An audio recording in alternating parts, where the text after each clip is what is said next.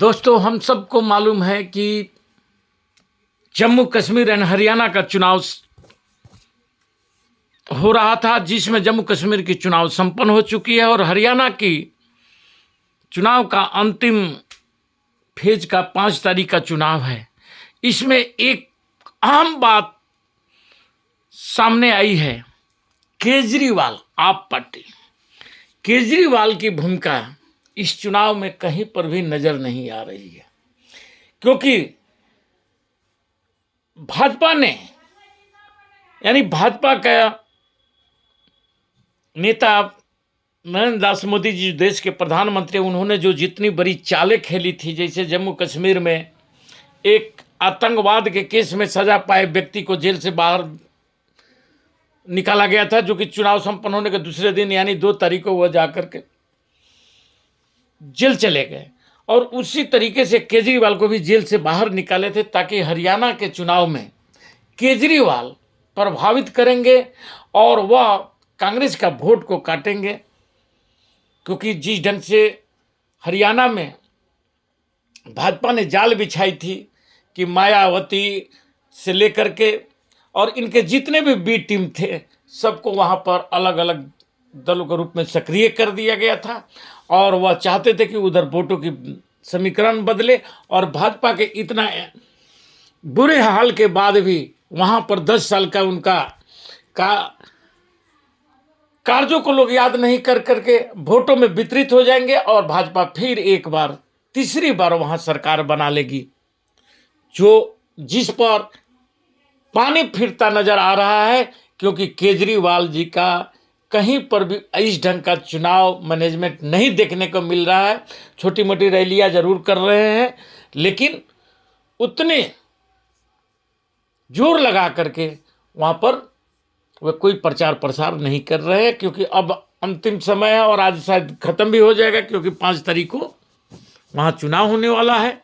यदि कहीं छोटे मोटे रैलियां या भाषण भी दिए हैं केजरीवाल जी, तो वहाँ पर वो भाजपा को ही घेरने का काम किया और कांग्रेस पर वह चुप हो जाने का काम किया, जिससे ये लगता है कि केजरीवाल जी कांग्रेस के प्रति सब कॉर्नर रखे हुए हैं और वह दिल्ली चुनाव का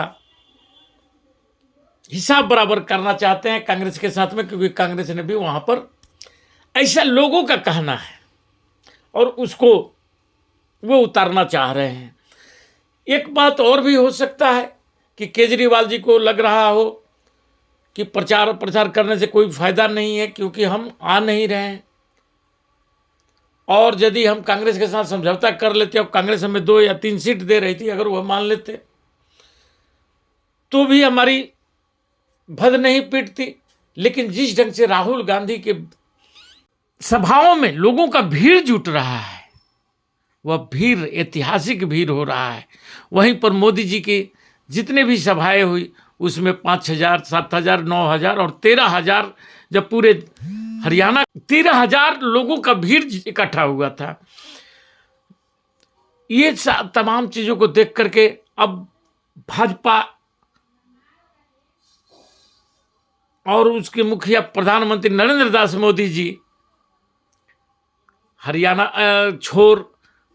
झारखंड के रुख किए हुए हैं। इस पर हम आते हैं वहाँ, क्योंकि वहाँ पर भी बहुत से ऐसे बातें, शिकायतें मिल रही है कि मोदी जी यहाँ जनजातीय संवाद करने आए थे हजारीबाग में, और वहाँ जातीय संवाद तो करते हैं, लेकिन वहीं बगल में डॉक्टर भीमराव अंबेडकर साहब की प्रतिमाएं थी, वहाँ माल्यार्पण भी नहीं किए। इन बातों को लेकर के वहीं का जो कांग्रेस के पूर्व प्रत्याशी रह चुके हैं आरसी मेहता जी ने अपने कुछ बयान जारी किए हैं, जो अखबारों में भी और अन्य जगहों पर भी आया है कि ये एक बार फिर मोदी जी का झारखंड में आना उनका एक दिखावा है, सिर्फ यहाँ झारखंड के लोगों को, क्योंकि उनकी दाल कश्मीर और हरियाणा में नहीं गला, इसलिए हरियाणा में वो चाहते हैं कि यहाँ से कम जीत हासिल कर ले और जनजाति यानी आदिवासियों, पिछड़ों को लुभाने का काम कर लेंगे, और हम शायद यहाँ मेरा इज्जत बच जाएगी, और जो हम पर दबाव बन रहा है आरएसएस का, उस दबाव से भी हम कम मुक्ति पा लेंगे। क्योंकि उन पर भी तलवारें लटकी हुई है कि वे आरएसएस उन पर तिरछी नज़र किए हुए है कि ये जो भाजपा का अध्यक्ष होगा वह हमारे द्वारा चुना हुआ भाजपा का अध्यक्ष होगा, आपका एक चुटका धराने वाला अध्यक्ष नहीं बनाया जाएगा। दूसरी तरफ आपका यदि परफॉर्मेंस अच्छा नहीं होता है तो हम प्रधानमंत्री भी बदलने का काम करेंगे, जिससे अमित शाह और मोदी जी में हरकंप मचा हुआ है। और दोनों आदमी कश्मीर और हरियाणा का चुनाव छोड़ करके आपका महाराष्ट्र और झारखंड का रुख किए हुए हैं। झारखंड में वे लोग अभी चुनाव की डिक्लेयर नहीं हुआ है दोनों जगह पर, और वहां पर ये लोग प्रचार प्रसार शुरू कर दिए। लेकिन बात अब जनता को समझने की चीज है कि मोदी जी की जो नीति है कि चुनाव के समय में आपको मोबिलाइज करना धर्म के नाम पर, ओबीसी के नाम पर, लेकिन आज ओबीसी ये सवाल पूछ रहा है कि मोदी जी ओबीसी के लिए आपने क्या किया। और हजारीबाग के लोग ने भी, वहां के नेताओं ने भी ये सवाल पूछा है कि मोदी जी आपने ओबीसी का क्या किया। आप उनकी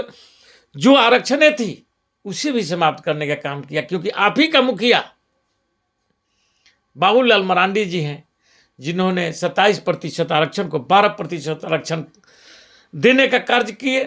आरक्षण लागू करने का काम किए। उसमें भी बहालियां नहीं दी गई। जिस ढंग से आप लिटिल एंट्री के द्वारा बहालियां लेते रहे, लेकिन ये ओबीसी जो रिजर्व कोटा था उस पर बहालियां नहीं ली गई। उसके अलावा वह 12% के भी आरक्षण को भी आपने लागू नहीं किया,